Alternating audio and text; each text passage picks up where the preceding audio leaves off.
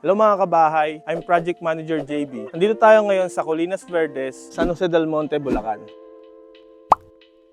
Tara, silipin natin yung newly turnover na bahay. Ngayon, bago tayo pumasok, makikita natin na nagpagawa ang ating kliyente ng landscaping nila. Sa mga nagtatanong kung ilang square meter lang bahay nila, nasa 340 square meter ang kanilang bahay. Tara, silipin natin. Pagpasok natin ng bahay nila ma'am at sir, una nating makikita, syempre yung porch and yung pinagawa nilang landscaping. Once na maglakad ka, ang unang makikita yung nuno sa punso. Kasi swerte yon sa feng shui. Tara, lakad pa tayo. Paglakad naman natin sa may right side ng bahay nila, ang unang makikita natin ay yung kanilang lanay. Dito sa area na to, makikita natin yung high ceiling nila and may mga corner windows. Yung glass na ginamit nila is tempered glass, so safe siya kahit malakas yung hangin and kung ano man mangyari. Tara, lakad pa tayo.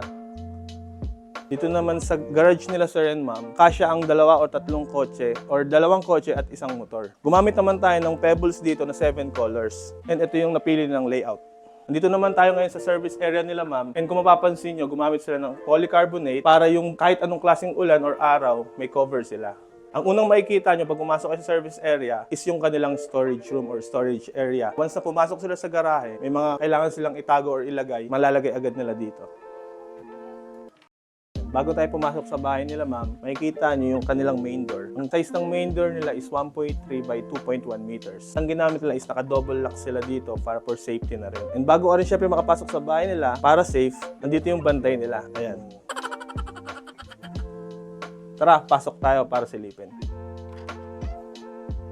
Pasok natin dito sa bahay nila. Itong ground floor, ginamitan nila ng open planning. So makikita nyo, dito sa may left side is ang kanilang living area, dining area, and meron din silang access para sa kanilang lanay. Dito sa main kitchen, kung mapapansin nyo, sa countertop nila, gumamit sila ng quartz, painted wall, and laminated wood finish.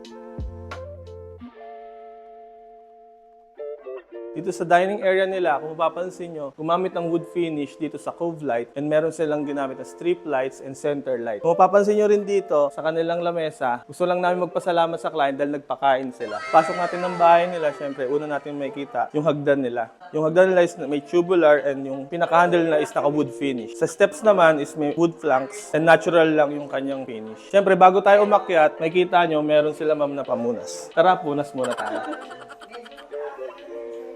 Bago tayo umakyat sa kanilang second floor, ang una nyong papansin yung kanilang chandelier. Naka-high ceiling tayo dyan. Ayun. Kakit natin ng kanilang second floor, meron silang 4 rooms and 1 common toilet and bath. Tara, silipin natin. Dito sa toilet and bath nila, ayan, may shower and meron silang accent na pinili dito sa kanilang water closet. Ang sunod naman na papasukin natin is ang kanilang master's bedroom. Tara, dito sa master's bedroom nila, nag-decide sila na maglagay ng cove lights. And syempre, may center light and cove light nila is may 8 colors na strip lights. Kung mapapansin nyo, sa master's bedroom nila ma'am, may connection siya ng balcony. Tara, silipin natin. Dito sa balcony nila ma'am and sir, makikita nyo yung view. And syempre, ang isa sa pinakamaganda dito is kita nila yung sunset. Pag-akit mo sa kanilang second floor, dito sa right side, makikita mo yung kanilang balcony.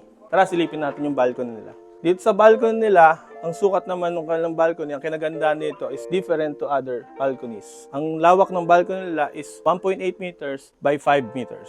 Dito sa balcony nila ma'am and sir, marami kang pwedeng gawin. Pwede kang tumingin, mag-emote, maging masaya, at malungkot. They ask you how you are, you just have to say that you're... Pasok ulit natin sa hallway nila, makikita natin na nag-abang sila ng CCTV or protection nila. As per client request, 1 kwarto lang sisilipin natin. At ito yung common room nila. Pasok natin sa kanilang common room. Same lang naman yung ginamit nilang tiles and ang tiles na ginamit nila is wood finish. And dito, makikita natin na meron silang corner window, fixed and owning window. Siyempre, for na rin, safety ng mga ibang elemento. Dito sa corner window nila, may fixed and owning at syempre, ito yung importante, ang kanilang screen para protection din sa mga insekto na pumapasok. Tara, silipin natin yung kanilang third floor. Same lang naman yung ginamit na tubular and finish and wood planks. Isa sa mapapansin din natin, especially sa kanilang wood planks, ay naka-bull nose. And yung finish naman itong side na to is painted white. Tara, silipin natin yung kanilang third floor. Dito sa third floor, same naman yung finish ulit ng kanilang tiles. Wood finish yung kanilang napili. And dito, makikita natin dito sa side na to, is merong isa pang common T&D at isang bedroom. Dito sa isa pang room nila, same din yung napili nilang tiles na wood finish and same din yung napili nilang paint dito sa may room. Tara, pasukin natin yung toilet and bath nila dito sa third floor. Same design lang naman yung napili nila and ang naiba lang dito is yung kanilang accent dito sa water closet. Kung papansin nyo, meron din silang vanity dito na napili. At ang huli nating pupuntahan, isa sa maganda rin na location nila is ang roof deck. Dito sa roof deck nila, open wide. And yung circulation ng hangin is syempre maganda kasi tataas yung mga bundok, maraming halaman, at may sampay. At dito naman, once maglakad ka dito, makikita mo ang team ng Novcon. Dito sa area na to, isa sa pinakamagandang gawin, dahil meron kang view na makita, isang mag-emote, tulad nila. Habang nag-emote sila, papakita ko lang itong wall na to na may groove line and painted. Kung mapapansin nyo, gumamit sila client ng PVC spandrel sa kanilang roofing eaves. Isa pa mga kabahay, kung mapapansin ninyo kung bakit color green gutter ang napili nila client is sumunod lang kami sa rules ng subdivision. At dito nagtatapos ang ating mini house tour dito sa ating new return over house dito sa San Jose del Monte, Bulacan. Sa mga may katanungan para magpagawa sa Novcon, kontakin lamang ang magpa-flash dito sa screen. Maraming salamat sa aming client dahil pinayagan kami na i-house tour yung kanilang bahay. Ikaw, kailan ka pa magpapagawa? Tara na, i-message na ang Novcon. At may nuno sa punso.